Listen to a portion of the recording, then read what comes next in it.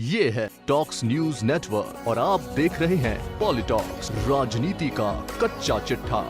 संसद के शीतकालीन सत्र के दौरान लोकसभा में मंगलवार को 2022-23 के लिए अनुदानों की अनुपूरक मांगों के प्रथम बैच और 2019-20 के लिए अतिरिक्त अनुदानों की मांगों पर हुई चर्चा में राष्ट्रीय लोकतांत्रिक पार्टी के सुप्रीमो व नागौर सांसद हनुमान बेनीवाल ने कृषि, उर्वरक, महंगाई, बेरोजगारी और अग्निपथ जैसे कई अहम मुद्दों पर अपनी बात रखी और मोदी सरकार को चेताया है।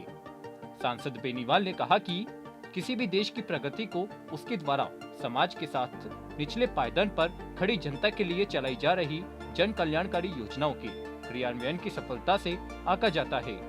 लेकिन केंद्र सरकार इस मामले में बहुत पिछड़ गई है, क्योंकि पिछले 3 वर्षों के अंदर मौजूदा केंद्र सरकार द्वारा चलाई जा रही जन कल्याणकारी योजनाओं में से 50% से अधिक को बंद कर दिया गया है और कई महत्वपूर्ण योजनाओं के लिए साल दर साल दी जाने वाली वित्तीय धनराशि में लगातार कमी कर दी गई है।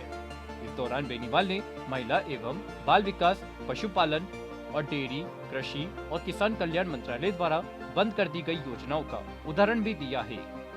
हनुमान बेनीवाल ने सदन में कहा कि पिछले कुछ वर्षों में उर्वरक सब्सिडी में भी लगातार कमी की जा रही है। इसे इन आंकड़ों से आसानी से समझा जाता है कि वित्तीय वर्ष 2021 में उर्वरकों पर वास्तविक सरकारी खर्च 1,27,921 करोड़ रुपए, 21-22 में 79,529 करोड़ रुपए और 22-23 के बजट में 1,05,222 करोड़ रुपए रखा गया। सबसे मुद्दा यही नहीं, एनपीके उर्वरकों, नाइट्रोजन, फास्फोरस और पोटेशियम के लिए आवंटन वित्त वर्ष 21-22 में संशोधित अनुमानों की तुलना में 35% कम था। इस तरह की बजटीय कटौती से उर्वरक की कीमतें तेजी से बढ़ी और उर्वरक की कमी ने विशेष रूप से लघु और सीमांत किसानों की कमर ही तोड़ दी। राजस्थान सहित अनेक राज्यों में यूरिया, डीएपी को लेकर बड़े आंदोलन हुए, लाठियां चली, गोली चली देश के अंदर। तो मैं सरकार का ध्यान इस ओर आकर्षित करना चाहूँगा। अकेले सरकारी योजनाओं की संख्या ही नहीं घटी, जबकि ग्रामीण क्षेत्रों में रहने वाले गरीबों के रोजगार के लिए चलाई गई योजनाओं के लिए आवंटित धनराशि में लगातार कमी की जा रही है। हनुमान बेनीवाल ने बढ़ती महंगाई को लेकर कहा है कि सभापति महोदय, पेट्रोलियम प्राकृतिक गैस मंत्रालय में भी राशि की मांग की, उसमें प्रधानमंत्री उज्ज्वला योजना का जिक्र किया। मोदी कनेक्शन इस योजना के अंतर्गत सरकार दे रही है, दे देगी, लेकिन वो घरेलू उपभोक्ताओं को मिल रही महंगी गैस वो व्यक्ति कैसे वहन कर पाए, इस दिशा में सरकार को सोचना होगा। आज जिस प्रकार महंगाई ने देश के आम आदमी की कमर तोड़ के रखी है वो चिंताजनक है।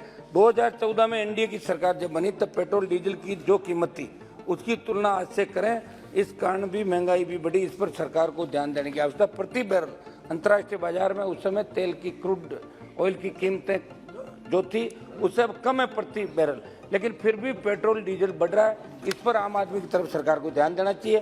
किसानों की आवाज बन चुके सांसद हनुमान बेनीवाल ने सदन में कहा कि किसानों के बड़े आंदोलन देश के अंदर चले, उसके अंदर सरकार ने फिर किसानों की बात भी मानी, बेगफुट पाई सरकार, लेकिन अभी भी उनकी जो मांगों को लेकर, एमएसपी को लेकर कमेटी बनाई, उस पर कोई नतीजे निकले नहीं। मेरी मांग रहेगी कि किसान आंदोलन के अंदर जिन बातों में सहमति बनी थी, किसानों को संपूर्ण मांगे मानी जाए।